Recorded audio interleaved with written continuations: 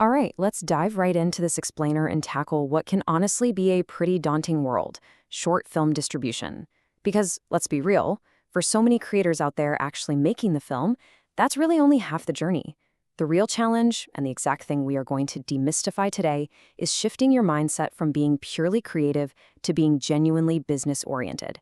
We're going to look at the hard data on exactly who is buying short films, what they're actually paying, and how you can position your hard work to finally get compensated for your art.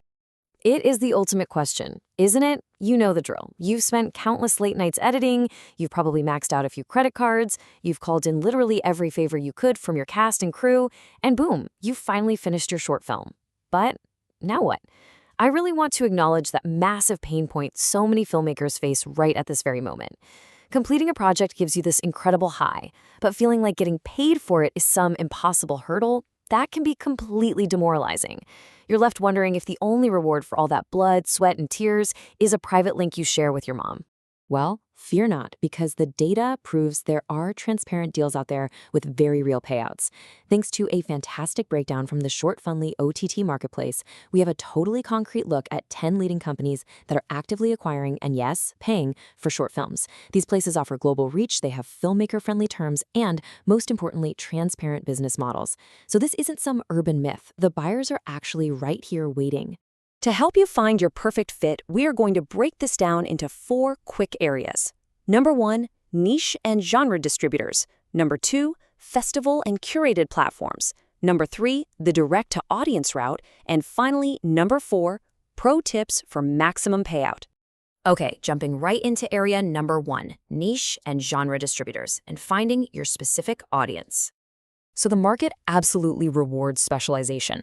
Take a platform like Tastemade, for example. They offer competitive licensing fees, but you really need to bring them lifestyle and creative shorts.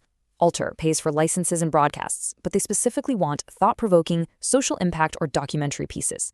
And Journeyman Pictures? They're paying competitive fees strictly for documentaries. The big takeaway here is that you really don't need a film that appeals to everyone. You just need a film that perfectly fits what one specific buyer is hungry for. And mastering that specific niche? It can be incredibly lucrative. Let's talk about Dust for a second. They are a massive streaming platform that showcases indie stories from all over the globe.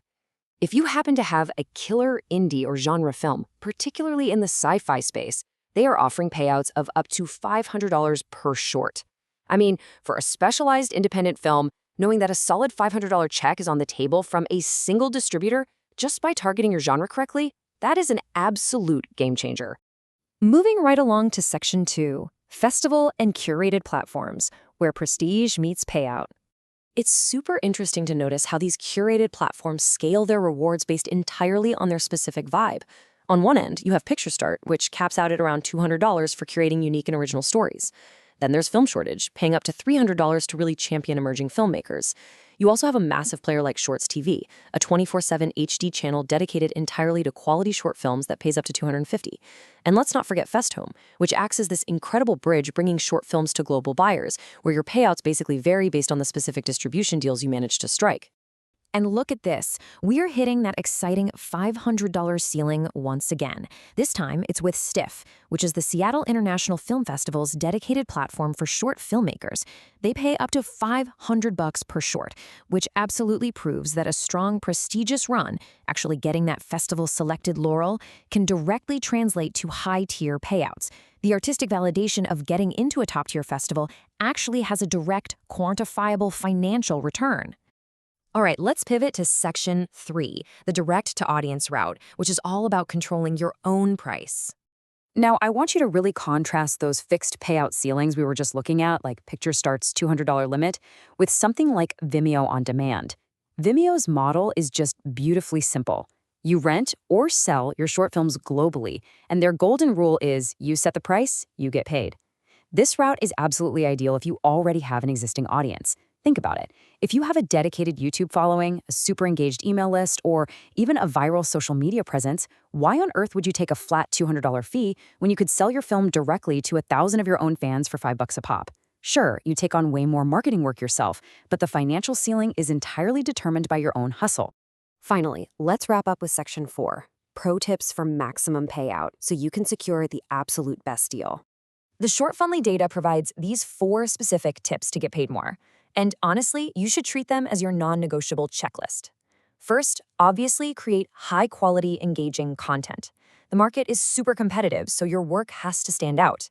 Second, build a strong film festival track record.